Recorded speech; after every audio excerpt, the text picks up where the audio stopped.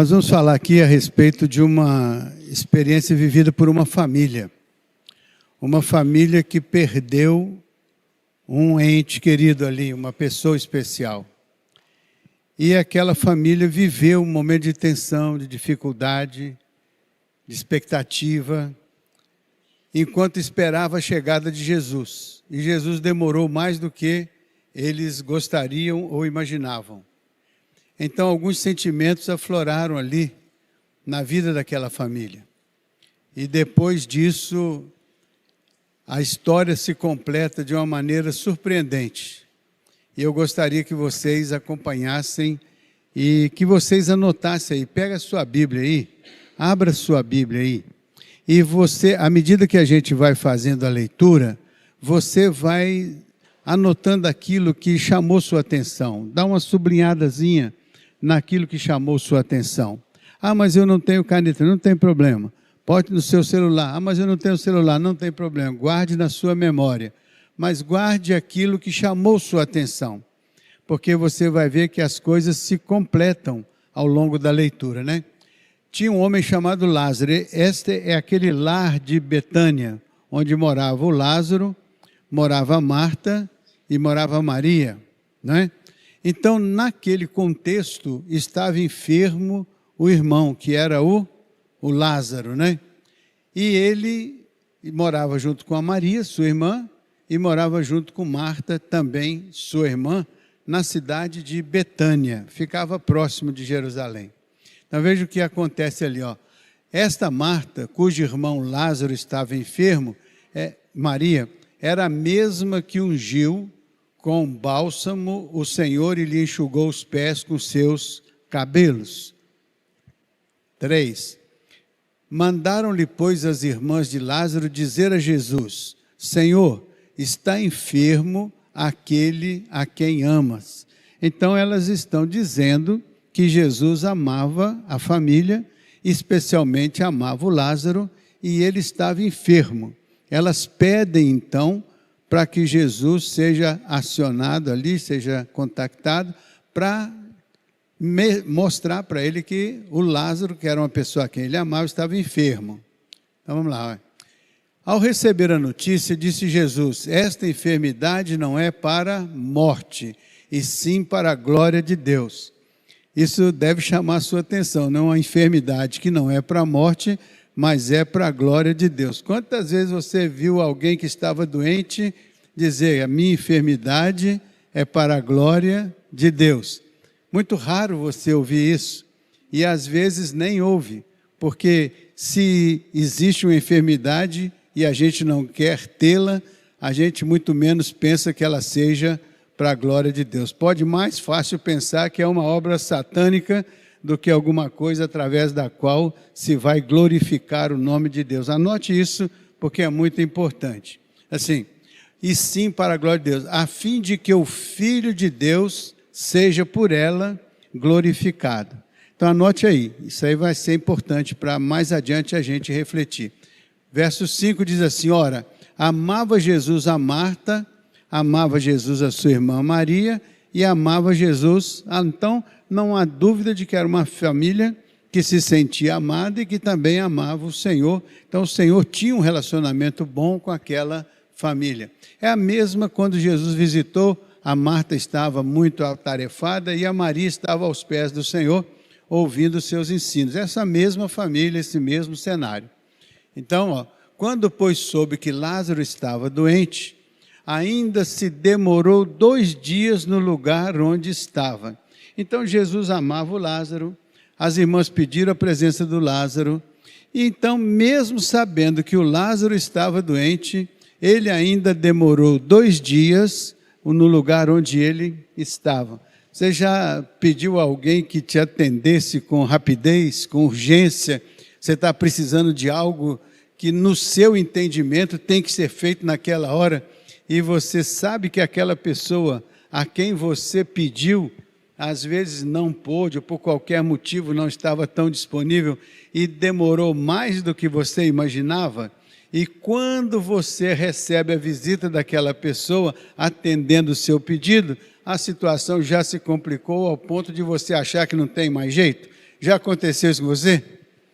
Ficar frustrado porque você esperava da parte de alguém um atendimento especial e na hora H esse atendimento parece não ser do jeito que você gostaria.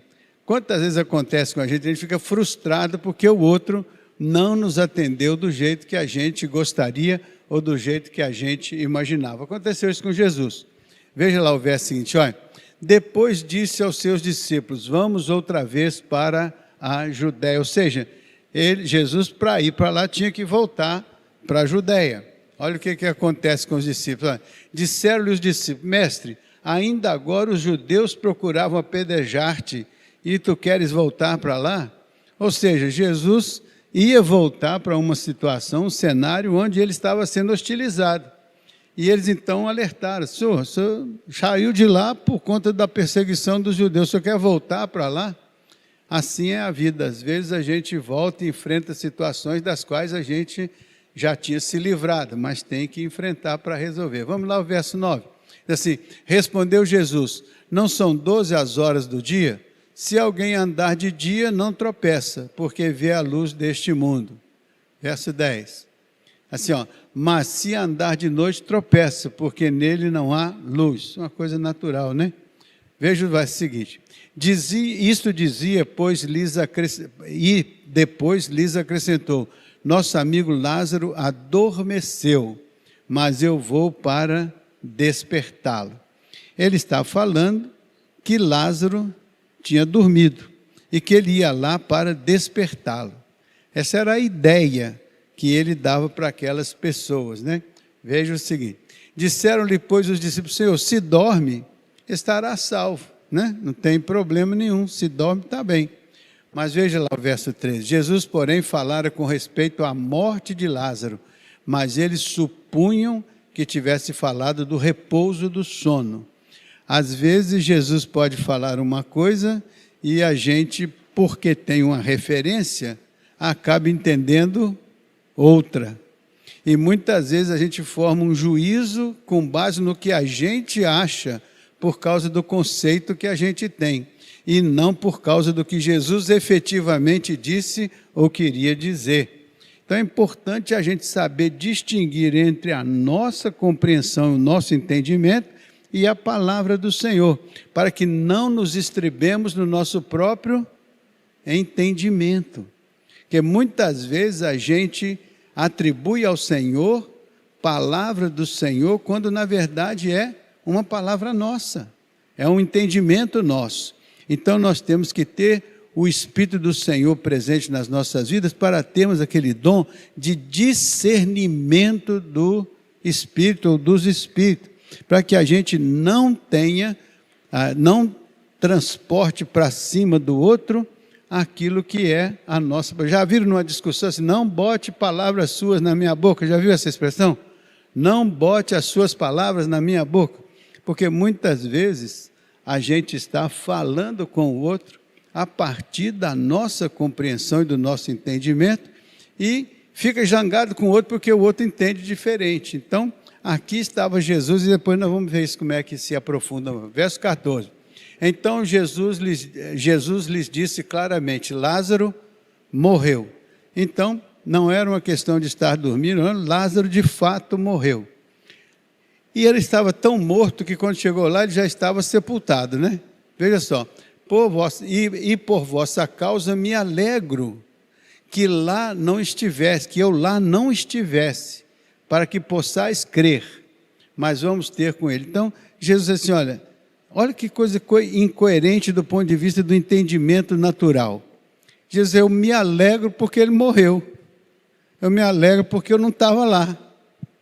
Eu me alegro porque eu não estava presente no cenário. Sabe por quê? Porque eu quero que vocês assistam o que vai acontecer, a fim de que vocês possam crer. Então, vamos lá encontrar com ele. Olha só o que vai acontecer. Então, Tomé, chamado Dídimo, disse aos discípulos, vamos também nós com ele para morrermos com ele. Ou seja, ele achava que voltar para a Judéia era a mesma coisa que voltar para um lugar onde eles tinham sido hostilizados, tinham sido perseguidos e provavelmente seriam ali até, quem sabe, apedrejados ou, vitimizados. Por quê? Porque Jesus estava num cenário onde os judeus o perseguiam. De igual modo, ele estava num cenário onde havia uma dominação do Império Romano.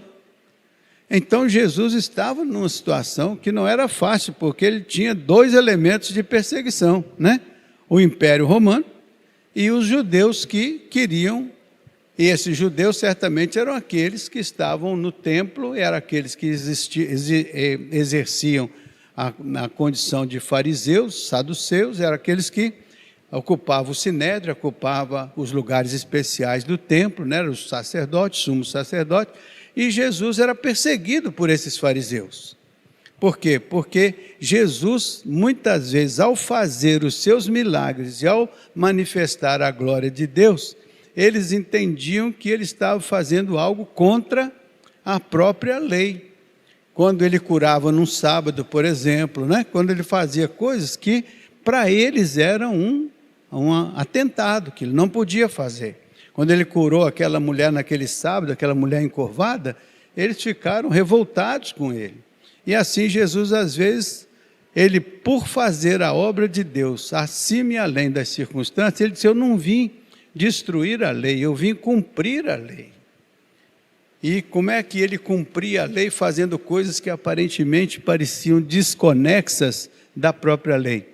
Porque Jesus sempre olhava a essência da lei. Quando ele autorizou seus discípulos a entrar no milharal para comer o milho no dia de sábado, ele foi criticado pelos judeus. Aí ele faz uma pergunta: o sábado foi criado por causa do homem ou o homem foi criado por causa do sábado? O que é mais importante, o homem ou o sábado? Então ele estava querendo dizer que do mesmo jeito que eles soltavam o jumento e levavam o jumento para tomar água no dia de sábado e traziam o jumento de novo para a manjedoura e achavam isso absolutamente normal, como que Jesus não ia permitir que os seus discípulos fossem no milharal, comessem o milho e depois continuassem a sua trajetória? Então, muitas vezes a gente ataca o outro, critica o outro por uma coisa que a gente faz. Só que a gente fazendo não acha ruim, nem errado, mas o outro fazendo parece um problema muito sério, né? Já viu isso? Quando você, por exemplo, você ou eu, qualquer um de nós, fala mal de uma pessoa e prejudica aquela pessoa porque falou mal daquela pessoa, você acha que não tem o menor problema. Mas quando aquela mesma pessoa fala mal de você, prejudica a sua vida, você fica com raiva, você fica chateado. Por quê? Porque são dois pesos e duas medidas diferentes. Quando você é o agente, é tudo certo. Mas quando você é o paciente, aí você se ressente. Então, era a mesma coisa que os judeus faziam uma coisa, quando Jesus fazia a mesma coisa, eles o perseguiam, porque achavam que ele estava errado e não era fiel à palavra, não é verdade? Então, vamos ver o seguinte, ó. Chegando Jesus, encontrou Lázaro já sepultado havia 4 dias. Então, Jesus, 4 dias, demorou até a chegada lá e já estava sepultado, já tinha morrido. Agora, o Senhor vai chegar ali. Olha o que vai acontecer. Isso aí vai nos ajudar a pensar muita coisa. Ora, Betânia estava a cerca de 15 estádios perto de Jerusalém, era perto. Como mais ou menos como Emaús, que era 12 estádios, era relativamente perto. Então, muitos dentre os judeus tinham vindo ter com Marta e Maria para consolá-las a respeito do seu. Então, os judeus estavam ali também para consolar a Marta e a Maria. Elas eram amigos, tinha amigos judeus. E Jesus também era judeu, de modo que os seus discípulos também participavam desse contexto geral, né? Veja o que acontece. Marta, quando soube que Jesus vinha, saiu ao seu encontro. Maria, porém, ficou na casa. Disse, pois, Marta a Jesus: Senhor, se o Senhor estivesse aqui, meu irmão não teria morrido. Anote essa frase. Se o Senhor estivesse aqui, meu irmão não teria morrido. Se Jesus estivesse naquele momento, naquela hora, naquele evento que você esperava por ele, não teria acontecido isso ou não teria acontecido aquilo. É isso que ela está dizendo. Se o Senhor estivesse aqui, meu irmão não teria morrido. Mas o Senhor não estava lá e o irmão dela morreu. Aí veja o que vai acontecer. Mas também sei que mesmo agora, tudo quanto pedires a Deus, Deus concederá. Ela tinha a convicção de que a ausência de Jesus, né, ensejou a morte do seu irmão, mas ela achava que ele podia pedir a Deus e algo especial poderia acontecer. Verso 23 diz assim: declarou Jesus, teu irmão há de ressurgir. Então, Jesus está conversando com ela, está dizendo, seu irmão há de ressurgir. Ela vai interpretar isso de uma maneira diferente. Quer como é que ela vai interpretar? Diz assim, eu sei, replicou Marta, que ele há de ressurgir na ressurreição do último, no último dia. Ela diz, eu sei que ele vai ressuscitar, eu não tenho dúvida disso. Só que ela acrescenta, na ressurreição do último dia. Né?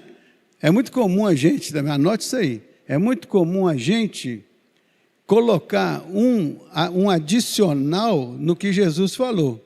Jesus, ele vai ressuscitar. Assim, eu sei que ele vai no último. Jesus não disse que era no último dia, mas ela acrescentou, porque era a convicção, a crença dela, que a ressurreição viria no final de todas as coisas. Quantas vezes a gente não crê na palavra do Senhor, porque a gente já tem uma compreensão do que é a sequência natural dos fatos. Então a gente não vê a possibilidade de Jesus fazer algo diferente, porque a gente já crê diferente, já crê que vai ser do jeito que a gente aprendeu. E a gente elimina o milagre, porque a gente acredita que vai ser do jeito que a gente pensa, e não do jeito que Jesus pode fazer, nos surpreendendo, fazendo diferente do que a gente acredita. Porque a gente não tem a capacidade de pensar com a mente de Cristo. A gente pensa sempre com a nossa mente natural.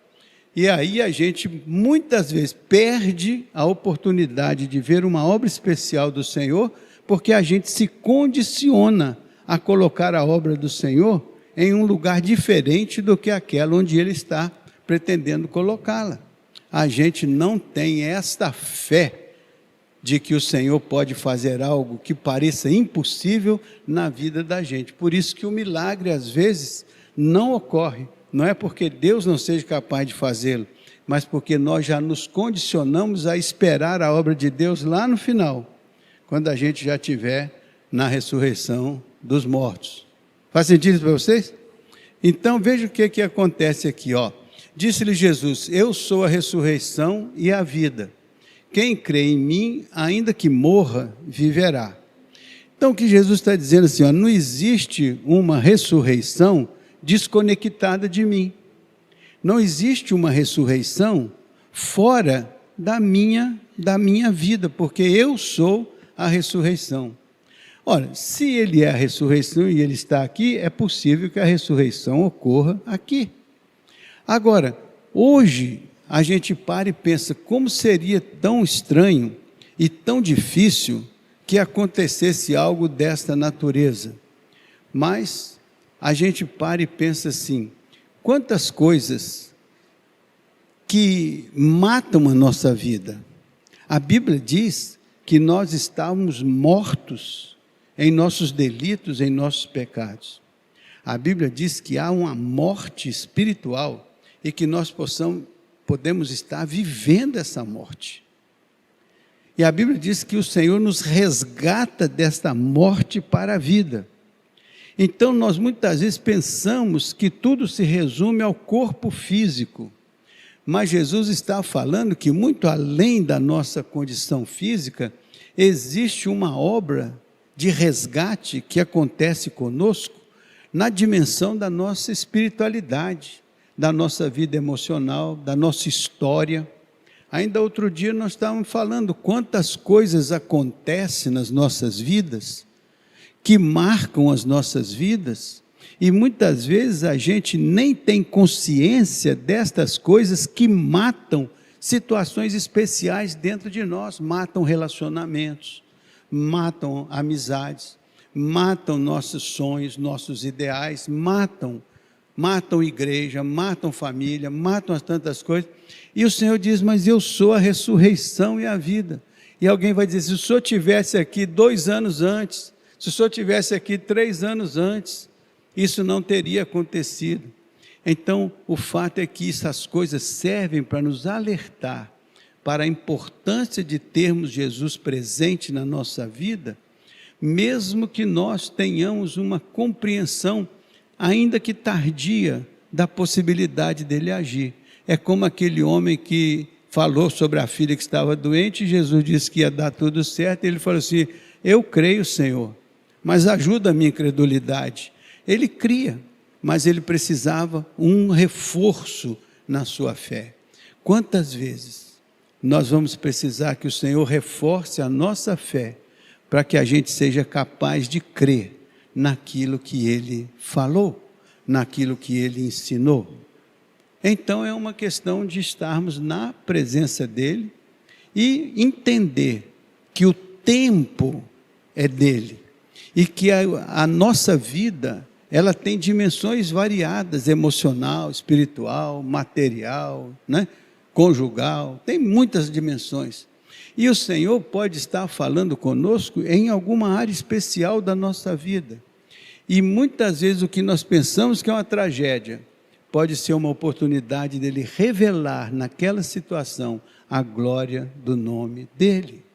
Não foi isso que aconteceu? Essa doença não é para a destruição, mas é para a revelação da glória de Deus. Por isso que a Bíblia diz, glorificai a Deus nos vossos corpos mortais. Por quê? Porque a maneira que Deus muitas vezes vai tratar conosco, não é fazendo as coisas do nosso jeito. Ele vai tratar conosco fazendo as coisas do jeito dele. E aí é que está a fé. É quando a gente crê contra a própria esperança da gente. A gente espera que seja de um jeito, mas como fez Abraão, né? Creu contra a esperança. Às vezes a gente não está crendo que o Senhor vá fazer alguma coisa, e a gente diz, não tem jeito, não tem solução, isso não vai acontecer, isso não vai passar, isso não vai melhorar, isso vai ser uma... E a gente vai construindo a destruição por conta da crença que a gente tem, que não é possível. Mas se você perceber que estava Jesus diante de um cenário que, humanamente falando, era impossível, mas ele disse, se tu creres, verás a glória de Deus. Isso é que faz a diferença entre uma fé viva e uma crença acadêmica. A fé viva diz, rapaz, eu creio mesmo contra a esperança, mesmo contra as possibilidades, mesmo contra a situação natural. Eu sou capaz de manter a crença de que Jesus pode realizar algo que eu, humanamente falando, não consigo entender e não faria, eu não faria. Mas Jesus pode fazer. E quando Ele fizer, aquilo vai me surpreender de uma tal maneira que eu vou dizer assim, rapaz, Deus glorificou o nome dEle nessa situação. Deus glorificou, né? São situações que a gente não imagina. Outro dia não estava aqui o pastor Carlos Lins contando que teve uma série de exames, tinha uma deficiência no seu coração, estava na mesa de operação para fazer a cirurgia e o médico não encontrou mais o problema. Nós ouvimos ele falar isso aqui. Humanamente falando, não tem explicação. Nos médicos não tem explicação, aconteceu. Todos os exames diziam uma coisa e depois todos os exames diziam o contrário daquela coisa. E ele atribuiu a quem? A Deus. Ele falou, foi um milagre de Deus. Porque não foi feito nada humanamente falando. Nem tomei remédio, nada, não fiz nada. Não aconteceu nada. Foi uma intervenção de Deus na minha vida. Então, para ele, foi uma obra de Deus. Alguém pode achar que foi uma coincidência, o médico pode achar que foi um erro técnico, alguma coisa pode explicar, do ponto de vista humano, aquilo que foi, no entendimento dele, uma obra de Deus. Por isso que Deus glorificou o nome dele na vida daquele seu filho, e ele dá testemunho disso. Não é assim? O verso seguinte, olha, diz assim: e todo que vive e crê em mim não morrerá eternamente. Crês tu isto? Então Jesus diz assim: todo que crê em mim. Ah, mas essa morte física, a morte física é um acidente de percurso. A morte física é um acidente. Por quê? Porque Deus nos criou a sua imagem conforme a sua semelhança, e nossa vida tem uma dimensão de eternidade. Então a nossa trajetória, ela tem uma duração. Qualquer um de nós tem uma duração terrena, temporal. Mas a nossa vida não é uma vida que se restringe ao que é temporal. A nossa vida é infinita. Então, o que acontece conosco aqui hoje pode ser um momento que a gente não gostaria que acontecesse agora, deixasse para depois, ou talvez aconteceu antes. A gente não tem o controle sobre o que acontece com a nossa trajetória. A gente pode tomar certos cuidados, a gente se cuida, a gente toma medicamento, a gente faz uma série de coisas. Mas uma coisa é certa, a gente vai partir em um determinado momento da história. Porque a nossa vida aqui, ela é temporal. Ela está cercada aqui de espaço e de tempo. Quando ela entrar na eternidade, ela perde essa condição de espaço e tempo, ela se torna eterna. Sem começo e sem fim, é a dimensão da eternidade. Jesus disse: eu sou a ressurreição e a vida. Quem crê em mim nunca morrerá. Por quê? Porque não tem morte na vida. A vida que nós temos é uma vida eterna. Infelizmente, os destinos destas vidas são diferentes, mas elas não deixam de existir. Elas são eternas, nossas vidas são eternas. Razão porque nós temos que cuidar delas na eternidade, enquanto ainda estamos aqui, prepará-las para a eternidade. Por isso que Jesus diz: quem crê em mim não morrerá eternamente, não morrerá. Agora, eu posso morrer aqui hoje? Posso. Se a minha vida glorificou o nome do Senhor ao longo da existência, glória a Deus. Se eu não glorifiquei o nome do Senhor, foi uma vida que se perdeu da bênção de Deus. Então é cuidar da vida, enquanto a gente tem domínio e controle sobre ela. E vocês vão ver que em situações excepcionais, o Senhor nos dá uma segunda chance, nos dá uma outra oportunidade. Foi o que aconteceu com Lázaro. Vocês querem ver? Veja lá. Assim: sim, Senhor, respondeu ela, eu tenho crido que tu és o Cristo, o Filho de Deus, que devia vir ao mundo. Eu creio que o Senhor é o Cristo. Veja o verso seguinte, 28. Tendo dito isto, retirou-se e chamou Maria, sua irmã, e lhe disse em particular: o mestre chegou e te chama. Verso 29. Ela, ouvindo isso, levantou-se depressa e foi ter com o mestre. Olha o que ele fala com ela, Pois Jesus ainda não tinha entrado na aldeia, mas permanecia onde Marta se entrevistara com ele. Os judeus que estavam com Marta em casa a consolavam, vendo-a levantar-se depressa e sair, seguiram-na, supondo que ela ia ao túmulo chorar. Quando Maria chegou ao lugar onde estava Jesus, ao vê-lo, lançou-se aos seus pés, dizendo: Senhor, se tu estiveras aqui, meu irmão não teria morrido. Se o Senhor estivesse aqui, não teria acontecido isso.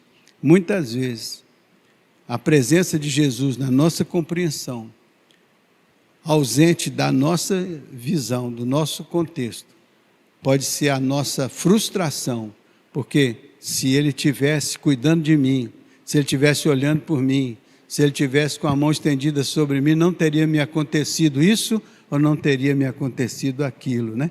Foi o que essa mulher entendeu.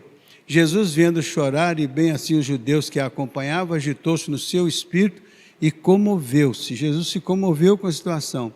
O verso 34 diz assim: perguntou: onde o sepultaste? Eles lhe responderam: vem, Senhor, e vê. Verso 35 diz assim: Jesus chorou. Jesus chorou aquela situação. Ele sentiu aquela situação, partilhou aquela situação, teve compaixão e misericórdia daquela situação. É muito importante quando o Senhor se compadece da gente e a gente entende a compaixão dele. Veja só o que acontece ali depois que ele chora. Então disseram os judeus: vede quanto ele o fato dele amar não alterou muita coisa que aconteceu na vida dele. O fato dele amar não impediu dele morrer. O fato dele amar não impediu dele ser sepultado. O fato dele amar não fez da vida dele uma vida diferente de qualquer outro que tivesse a mesma dificuldade, a mesma luta. Mas o fato dele amar fez algo diferente na vida dele, quer ver? Assim, mas alguns objetaram: não podia ele, que abriu os olhos aos cegos, fazer que este não morresse? Quer dizer, muitas vezes a pessoa vai questionar a nossa fé, né? Você diz que Jesus é poderoso, que Jesus pode as coisas, que Jesus pode fazer isso, pode fazer aquilo, mas a gente para pensar, não é o que eu digo que ele pode ou não pode, é eu crer que ele vai fazer o que é a coisa certa, e eu vou entender depois que ele fizer, e eu entender que é a mão dele que está operando na minha vida. Aí eu vou perceber que com a minha inteligência eu não alcançaria a sabedoria da ação dele. Então veja só, verso 38, assim, ó: Jesus, agitando-se novamente em si mesmo, caminhou-se para o túmulo, e esta era uma gruta em cuja entrada eles tinham posto uma pedra. O túmulo geralmente era assim, um túmulo com uma pedra na entrada, né? O de Jesus também foi assim. Então ordenou Jesus: tirai a pedra. Disse-lhe Marta: mas Senhor, ele já cheira mal, ele já está sepultado há 4 dias, ele já está em decomposição. Quer dizer, do ponto de vista humano, tem coisas que a gente acredita de coração que não tem jeito, que não tem solução. É aí que entra: se creres, verás a glória de Deus. Porque humanamente falando, a Marta disse: não tem condição, ele já está morto, ele já está em putrefação, já cheira mal, não tem como o Senhor realizar algo especial na vida dessa situação. E aqui a gente para ver quantas coisas parecem sem solução na vida da gente, parecem sem condição de superação. Quantas vezes parece que já cheira mal, já apodreceu, já não tem jeito, ficar ali parece um sacrifício, uma agonia, uma tristeza, e tudo que a pessoa quer é se livrar daquilo que está maltratando, machucando, ou já é uma coisa que morreu na concepção da pessoa. Isso já morreu, já passou o tempo, já acabou, não tem mais solução. Quantas vezes acontece isso? E Jesus diz: ó, se creres, verás a glória de Deus. Então veja lá o que aconteceu. Respondeu Jesus: não te disse eu que se creres, verás a glória de Deus? Este é o elemento central desse texto. Se você crer, você vai ver a glória de Deus. A glória de Deus não significa que você não vai morrer. A glória de Deus não significa que alguma coisa que morreu na sua vida não possa ressurgir. A glória de Deus não depende do que você acha ou pensa. A glória de Deus é algo que Ele manifesta na nossa vida, no nosso meio, e de maneira tão extraordinária que não deixa dúvida no nosso coração que foi uma obra que Ele realizou. Quando Ele realiza e a gente percebe que foi Ele que realizou, a gente glorifica o nome dEle nos nossos corpos mortais. Então, o importante não é se eu vou estar vivo ou se eu vou estar morto, se eu vou estar...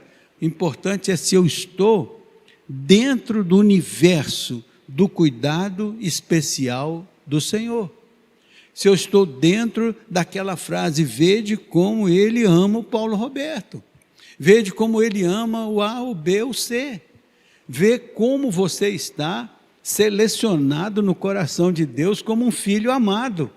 Aí as coisas que vão acontecer poderão ser as mais variadas. Você acha sinceramente que Deus, na sua infinita misericórdia, bondade e poder, na sua graça sem fim, na sua potência de poder, de autoridade, de soberania, você acha que Ele não podia ter evitado a morte de Jesus na cruz?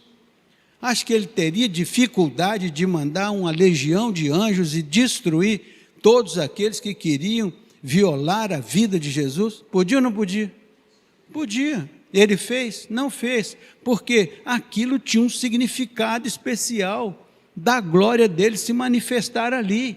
Então tem coisas que Deus vai manifestar a glória dele na vida da gente. Deus vai manifestar a glória dele de alguma maneira. E a gente não sabe, não conhece, não entende, mas a gente tem a fé que nos ajuda a compreender que se a obra é de Deus, Ele manifestará a sua glória naquela obra e nos dará condições. A Bíblia diz que Deus não deixa a gente ser tentado nem provado além da nossa capacidade de suportar. Antes, com toda a provação que a gente venha a receber, Ele nos dá o escape, nos dá ali o livramento. Então Deus nos dá o livramento. E se chegar a nossa hora, Ele quiser enriquecer o céu com a nossa presença, Ele nos traslada para lá e está tudo certo, não tem problema nenhum. Ah, mas Ele podia deixar o Paulo aqui mais uns meses, podia deixar o Paulo aqui mais uns anos, podia, mas se Ele entender que o meu tempo é agora, e que Ele vai glorificar o nome dEle nessa situação, e que isso de alguma maneira na economia dEle vai abençoar a obra dEle, Ele vai fazer, e vai ser uma bênção, porque embora vocês não possam ver o que acontece do lado de lá da eternidade, quem está lá pode ver, e o Senhor vai revelar por que razão aconteceu dessa ou daquela maneira. Aí o seu entendimento vai se ampliar e você vai compreender por que Deus fez o que fez, e pela fé você vai dizer, puxa vida, agora que eu vejo com os olhos espirituais abertos, esclarecidos, eu nem preciso da fé para entender que isso era a melhor situação, o melhor caminho, a melhor escolha. Deus está acima e além da nossa compreensão restrita, pequena, limitada. Então, se creres, verás a glória de Deus. Olha o que acontece lá, tá, já no finalzinho.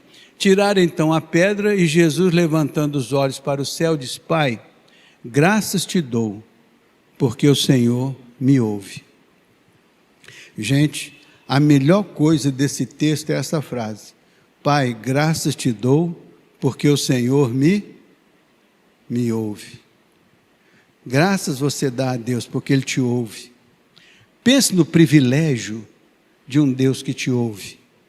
Pense no privilégio de uma oração que você pode fazer na convicção de que o Senhor ouve a sua oração. Muitas vezes nós não valorizamos isso que é uma frase simples, graças te dou, porque tu me ouves. Deus te ouve, Deus ouve a sua oração, Deus ouve o seu clamor, Deus ouve a sua prece, Deus ouve a sua comunicação com Ele. Então, foi nisso que se transformou a vida daquele homem por conta dessa oração. Veja lá o que aconteceu. Ó. Aliás, eu sabia que sempre me ouves. Eu sei que o Senhor sempre me ouve. Mas sabe por que eu fiz essa oração na frente de todo mundo aqui? Por uma simples razão. Eu falei por causa da multidão presente. Sabe para quê? Para que creiam que tu me enviaste. Jesus, eu fiz isso aqui para que as pessoas entendam que o Senhor é real, que a vida do Senhor é operosa, que o poder do Senhor não é apenas um discurso, que o poder do Senhor é algo que se manifesta na vida de Jesus. E Jesus, assim como o Pai me enviou, eu vos envio a vós. A vida da gente tem também que, de alguma maneira, refletir essa mesma oração e este mesmo sentimento de que nós podemos abençoar a vida das pessoas, porque nós temos acesso ao trono da graça em nome de Jesus. Fazer isso de coração é que cria a diferença entre uma fé autêntica e verdadeira e uma compreensão apenas superficial do Evangelho de Jesus. O Evangelho é um poder de Deus para a salvação, o resgate, a transformação da realidade dentro da qual a gente vive. E a gente acaba sendo instrumento de Deus para manifestar no mundo essa experiência espiritual. Porque Deus depende da igreja, Deus depende da vida de cada um de nós, para que através da nossa vida o nome dele seja glorificado na terra. Então é muito importante isso que aconteceu. Falta só 2 versículos, verso 43. E tendo dito isso, clamou em alta voz: Lázaro, vem para fora. Então Lázaro estava aniquilado, preso, dentro do túmulo, sem possibilidade de fazer nada. Mas olha como Jesus dá vida ao que está morto. Pense se tem alguma coisa morta dentro de você. Pense se tem alguma coisa morta ao seu redor. Pense se tem alguma coisa morta que depende da sua oração, da sua intercessão, daquilo que você pode fazer, levantando os olhos aos céus e dizendo: Pai, eu sei que o Senhor me ouve. E você tem convicção de que algo especial pode acontecer como resultado da sua oração. Olha só o verso 44. Saiu aquele que estivera morto, tendo pés e mãos ligados com ataduras e o rosto envolto no lenço. Então lhes ordenou Jesus: desatai-o e deixai-o ir. Muitas vezes Jesus vai precisar de alguns colaboradores para desatar a vida de alguém, para desenrolar a vida de alguém, para desenfaixar a vida de alguém, para deixar que esse alguém que foi alvo da sua graça possa seguir com segurança. E a igreja é chamada para isso, é para ser aquela que vai agir, ajudando, desembaraçando, abençoando, abrindo os olhos, ajudando, né? Para que aqueles que saem do fundo do poço possam ser desatados, desamarrados, né? Libertados, para poder seguir avante, levar a sua vida adiante. Então, ali estava Jesus, ali estavam os judeus, ali estava Maria, ali estava Marta, estava a família, ali estava um cenário. E dentro daquele cenário, Jesus fez algo que transformou a compreensão daquelas pessoas, transformou a vida daquela família, transformou de alguma maneira o que aconteceu naquele cenário. Jesus é o mesmo ontem, hoje, eternamente, Ele está à direita do Pai, e Ele pode fazer algo que transforme o nosso cenário, transforme a nossa vida, transforme o nosso dia a dia, transforme as coisas que podem estar, de alguma maneira, oprimindo a vida de cada um de nós. Faz sentido para vocês?